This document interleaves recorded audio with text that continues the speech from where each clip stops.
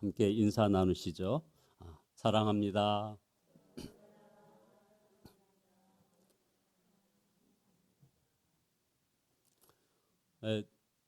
이스라엘 인구가 어떤 930만이라고 사람들이 이해하고 있습니다. 우리는 종종 이스라엘을 우리나라와 이렇게 서로 비교하기를 참 좋아합니다. 그런 사람도 아마 대부분 크리스찬들일 거라고 생각합니다만, 근데 이스라엘 인구가 930만인데 지금 델타 변이 바이러스의 확산세가 정말 무섭습니다. 세계에서 가장 방역 모범 국가라고 생각하고 그 이스라엘을 목표로 우리가 막 달려가고 있는데, 이스라엘은 지금 전체 인구의 10.8%가 즉 100만 명이 엊그제 확진자로 기록을 남기고 있습니다. 100만 명. 전체 인구의 10.2%. 근데 거기에 주범이 누구냐? 바로 이스라엘의 교사들이랍니다. 이 25만 명의 교사들 가운데서 거의 한 30% 가까운 이들이 백신 접종을 거부하는 겁니다. 그들이 바로 이 바이러스를 지금 전파하고 있는 꼴이 돼버렸습니다. 그런데 내일 모레 바로 이스라엘 어린아이들이 개학하는 날입니다. 그러니까 급한 이스라엘이 정부가 직접 나서서 이 교사들을 전원 무급 강제 휴가를 주어가지고 백신 접종을 시도하고 있는데 또 저항이 또 여기에 만만치 않다는 겁니다. 반면에 우리 대한민국의 교사들은 지금 9월 11일부로 97%가 백신 접종을 완료한다는 겁니다. 우리의 자녀들의 건강을 생각하는 우리 교사들이 눈물겹습니다. 오늘 우리가 전하고자 하는 말씀은 사실은 제목은 마음을 활짝 열고 왕을 영접하라입니다. 우리는 하나님이 온 우주의 창조주임을 믿습니다. 믿죠? 조금 전에 우리 최신일 장로님이 기도하실 때 이 코로나19의 이 전염병에 대한 하나님의 우리를 향한 어떤 징계가 있지 않느냐. 그래서 우리가 회개를 해야 되지 않겠느냐. 맞습니다. 창조주 하나님께서 코로나19도 통제하실 것입니다. 그래서 우리는 그 주님을 만왕의 왕이라고 믿는 것입니다. 여러분, 이 믿음은 정말 엄청난 믿음입니다. 삶을 완전히 바꿔놓을 믿음인 것이죠. 그러나 이런 엄청난 믿음을 가지고도 삶의 변화가 없는 교인들이 많은 이유, 그것은 무엇일까요? 바로 이러한 만왕의 왕이신 우리 하나님을 단순한 교리적으로만 믿는 그런 오류에 빠지기 때문에 그렇지 않느냐 이거죠. 이 본문은 천지를 창조하고 다스리시는 왕 되신 하나님에 대한 다윗의 찬양 시입니다. 저는 이 24편을 묵상하면서 정말 놀라운 것을 깨달았습니다.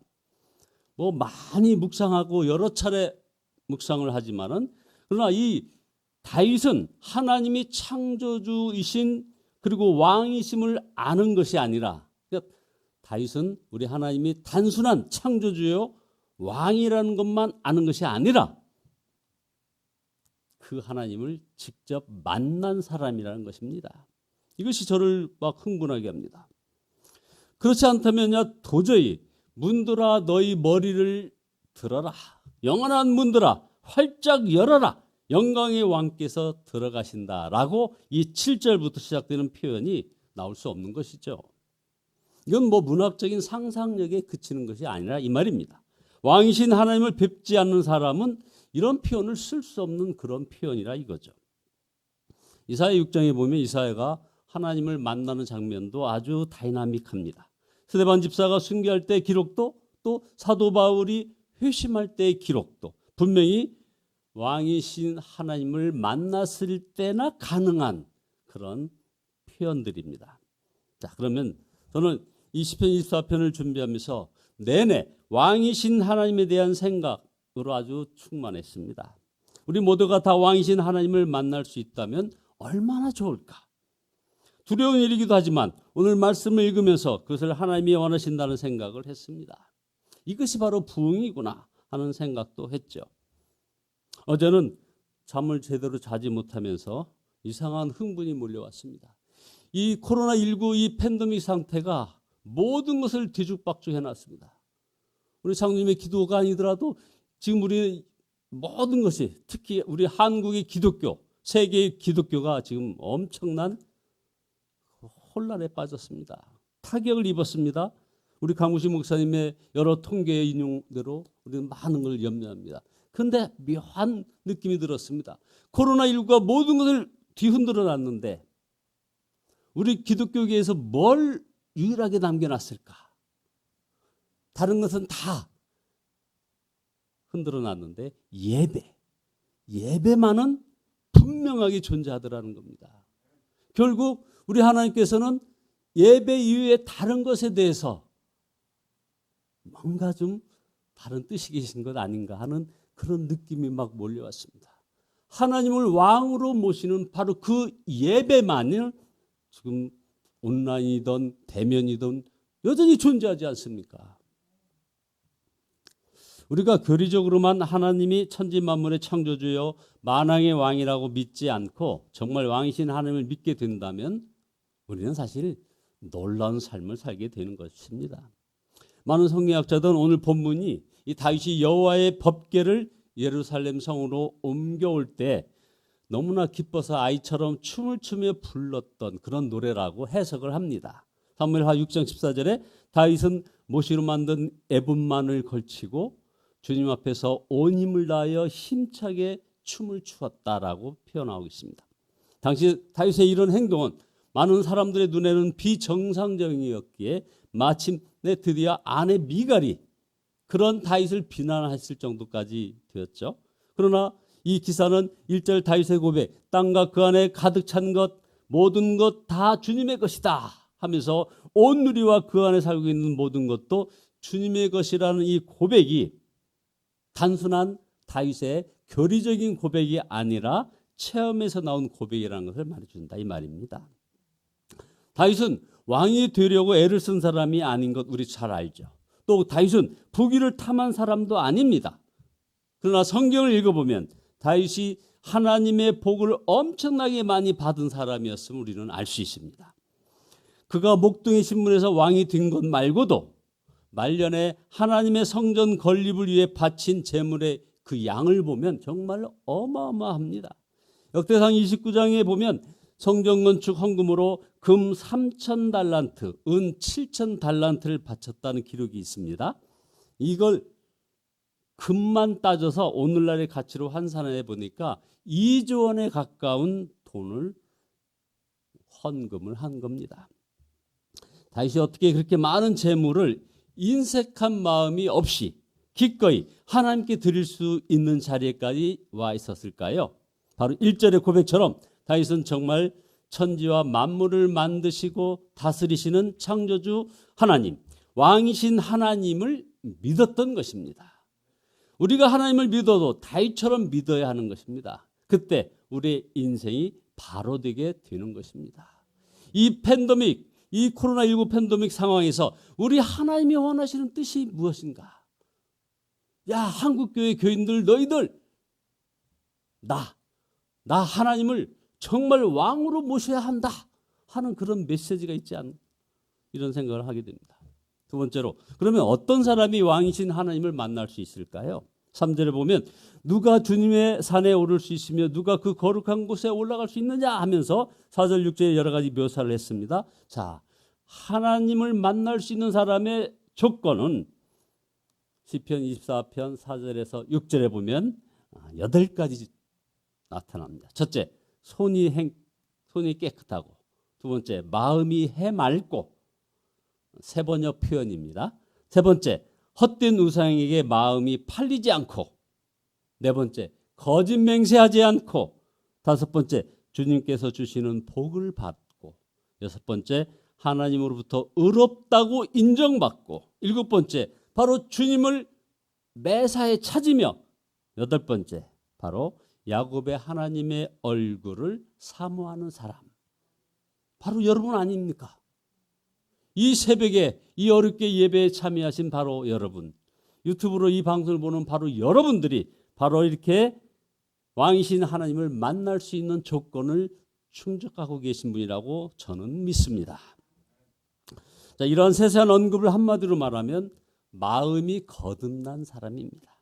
마음이 하나님으로 가득한 사람이라 이 말입니다. 그래서 시편 84편 5절에 보면 주께 힘을 얻고 그 마음에 시온의 대로가 있는 자는 복이 있도다. 그들이 눈물 골짜기로 지나갈 때 그곳에 많은 샘이 있을 것이며 이른 비가 복을 채워주실 것이다 라는 이 말씀을 여러분들 오늘 이 새벽에 여러분에게 주신 하나님의 말씀으로 받아들이시기 바랍니다. 이건 참으로 놀라운 복입니다. 그런데 이것보다 더 큰 복이 또 나옵니다. 그들은 힘을 얻고 더 얻어 나아가 시온에서 하나님 앞에 각기 나타나리다. 하나님 앞에 나타나는 복. 자, 저는 여러분에게 2021년 이제 우리가 8월 달이 이제 다 끝나가고 9월이 되는데 이 9월 한 달만이라도 예수님을 마음의 왕으로 모시고 살아보라고 권면하고 싶습니다. 예수님을 마음의 왕으로 모시고 산다는 것은 어떻게 하는 것입니까? 마태복음 22장 37절에서 우리 예수님이 친히 저희들에게 말씀해 주셨습니다. 예수께서 이르시되 내 마음을 다하고 목숨을 다하고 뜻을 다하여 주 너희 하나님을 사랑하라 하였으니. 자, 마음을 다하고 목숨을 다하고 뜻을 다하여 하나님을 사랑하라. 자, 여기에서 아주 주목되는 말씀이 있습니다. 마음을 다하라.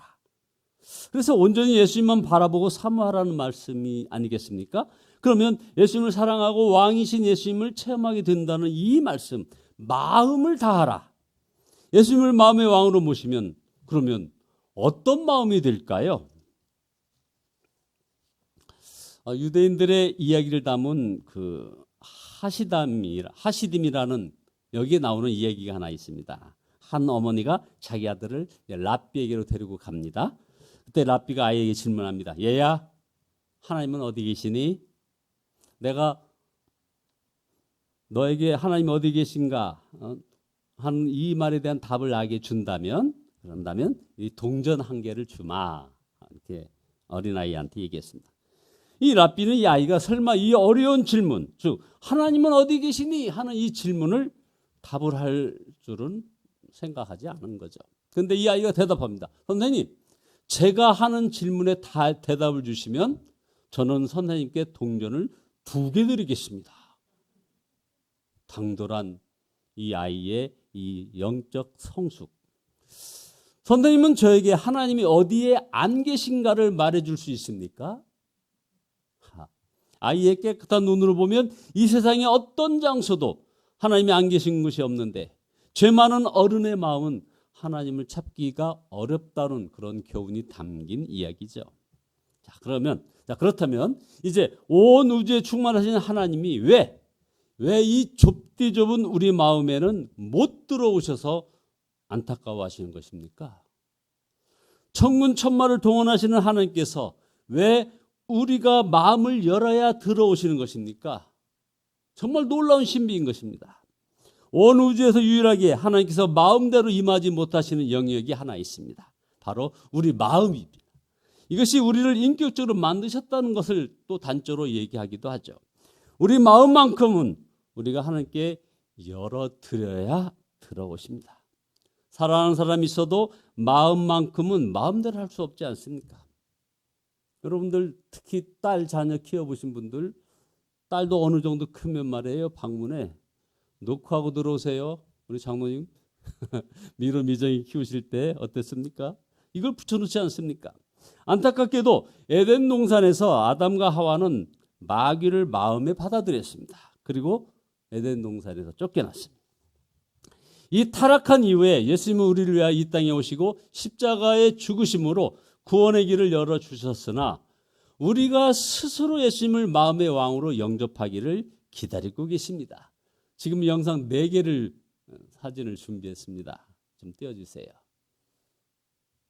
여러분 저 그림들 많은 화가들이 바로 이 요한계시록 3장 20절의 말씀을 보면서 예수님은 마음 문 밖에서 문을 두드리기만 하고 계시다고 하는 이 안타까운 이 메시지를 보여주려고 화가들이 해와 연수를 달리하면서 저렇게 많이 그려놨습니다. 다양한 우리 눈에 제일 익숙한 것은 아마 저기 3번째 그림이겠죠.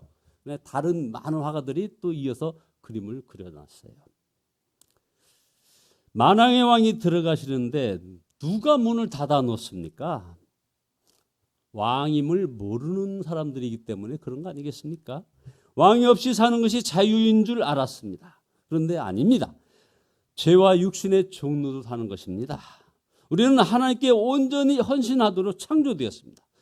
하나님께 온전한 헌신을 우리가 하지 않으면 그 헌신은 이제 우리 인간은 기본적으로 헌신을 하게 되어 있어요. 하나님께 헌신하지 않는 우리의 마음은 누구에게로 행할까요? 마귀에게로 바치게 되는 것뿐입니다. 우리의 마음에 예수님이 왕이어야 우리가 죄와 육신에서 자유하게 된다 이 말입니다. 자, 이제 결론입니다. 우리는 문을 열어도 그저 문을 여는 정도가 아니어야 합니다. 왕을 영접하는 마음으로 문을 활짝 열어야 합니다. 사위나 며느리가 와도 목사님이 신방을 와도 문을 활짝 여는데 여러분 왕이신 주님이 오시는데 당연히 문을 활짝 열어야 하지 않겠습니까? 왕이신 하나님을 만나면 이제 우리의 찬양만 달라지는 것이 아닙니다. 그 찬양 속에서 무엇을 보십니까? 염려나 두려움을 찾아볼 수 있나요? 슬픔이나 낙심과 절망을 그 찬양 속에서 찾아볼 수 있습니까? 전혀 없는 겁니다. 아니 거기에는 그림자도 없습니다. 담대함과 기쁨과 확신이 넘칩니다. 생수의 강이 흘러 넘치지 않습니까? 이것이 하나님이 자신의 왕으로 믿는 성도의 삶의 분위기인 것입니다. 영상 하나 더 준비했습니다. 오스왈드 챔버스라고 하는 유명한 사람이 많은 분들의 인용에 의해서 바로 이 책, 주님은 나의 최고봉이라는 저 책입니다. 거기에 보면 중간에 아주 의미 있는 부분이 있습니다. 7월 4일분인데요. 짜증내지 말라. 이게 결국 주님은 나의 최고봉이라는 이 책은 365일 묵상집인데 여기에 짜증내지 말라는 그런 대목이 있어서 소개를 합니다. 짜증은 가로 열고 신경질, 분노, 불평 이것을 묶어서 다 짜증이라고 표현을 했습니다. 짜증이라는 것은 정신적 또는 영적으로 정상에서 벗어났다는 것을 의미한다는 거예요. 우리는 짜증을 내지 않는 것이 얼마나 힘든지를 잘 압니다. 주 안에서 평안하기 바랍니다. 문제가 해결될 때까지 주 안에서 참고 기다리십시오 라고 말하는 것은 아주 쉽습니다. 그러나 혼란과 역경 속에서 참으로 주 안에서 안식하는 것은 정말 어려운 것입니다. 이 책의 내용입니다. 주 안에서 평안을 얻는 것은 환경에 의한 것이 아니라는 거죠. 그 평안은 오직 예수님과의 관계에 달려 있습니다. 짜증을 내며 신경질을 내는 것은 언제나 죄와 연결되어 있습니다. 우리는 어쩔 수 없이 어느 정도 걱정하기도 하고 짜증나게 마련이라고 생각하지만 사실 그것은 우리가 얼마나 악한지를 말해줄 뿐입니다. 짜증은 바로 자기 마음대로 하겠다는 의지에서 오는 것이기 때문입니다. 주님은 한 번도 여기 아주 강조하고 있습니다. 주님은 한 번도 걱정하시거나 짜증내신 적이 없으셨습니다. 그 이유는 그분이 이 땅에 자신의 뜻을 이루려고 오신 것이 아니기 때문입니다. 그분은 하나님의 뜻을 실현하기 위하여 오셨습니다.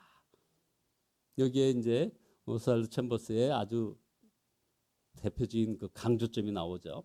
바로 그분은 하나님의 뜻을 실현하기 위하여 오셨다는 겁니다. 그러면 우리가 하나님의 자녀라고 하면서 짜증, 걱정, 신경질, 염려 등을 낸다면 이는 오스왈드 챔버스는 바로 규정합니다. 이는 악한 것이다.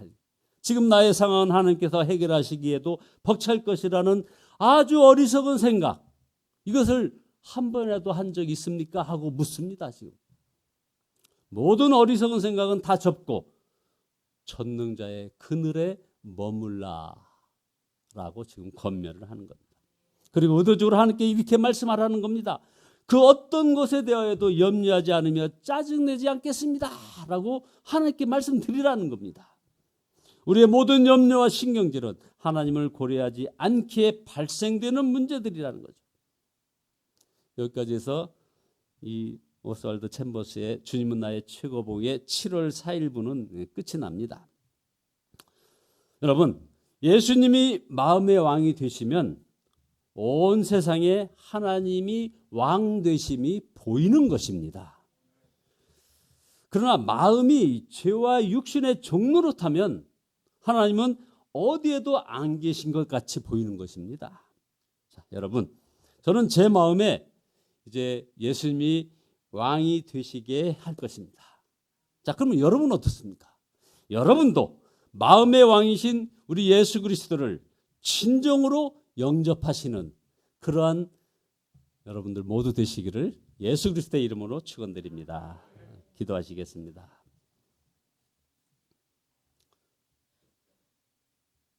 전능하신 주님께 찬양을 올려드립니다. 아버지 하나님, 회개합니다. 감사합니다.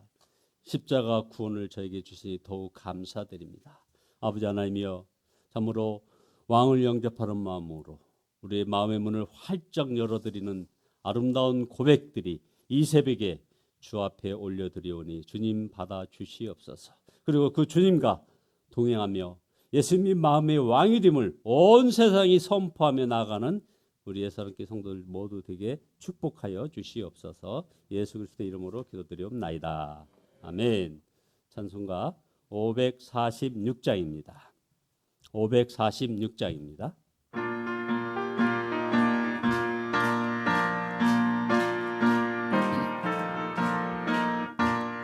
주님 약속하신 말씀 위에서 영원토록 주를 찬송하리라. 소리 높여 주께 영광 돌리며 약속 믿고 굳게 서리라. 굳게 서리, 영원하신 말씀 위에 굳게 서리. 굳게 서리, 그 말씀 위에 굳게 서리라. 주님 약속하신 말씀 위에서 세상 염려 내게 엄습할 때에 용감하게 힘써 싸워 이기며 약속 믿고 굳게 서리라. 굳게 서리, 영원하신 말씀 위에 굳게 서리. 굳게 서리, 그 말씀 위에 굳게 서리라. 주님 약속하신 말씀 위에서 영원하신 주의 사랑이 믿고 성령으로 힘써 싸워 이기며 약속 믿고 굳게 서리라. 굳게 서리, 영원하신 말씀 위에 굳게 서리. 굳게 서리, 그 말씀 위에 굳게 서리라. 주님 약속하신 말씀 위에서 성령 인도하는 대로 행하며 주님 품에 항상 안식 얻으며 약속 믿고 굳게 서리라. 굳게 서리, 영원하신 말씀 위에 굳게 서리. 굳게 서리, 그 말씀 위에 굳게 서리라.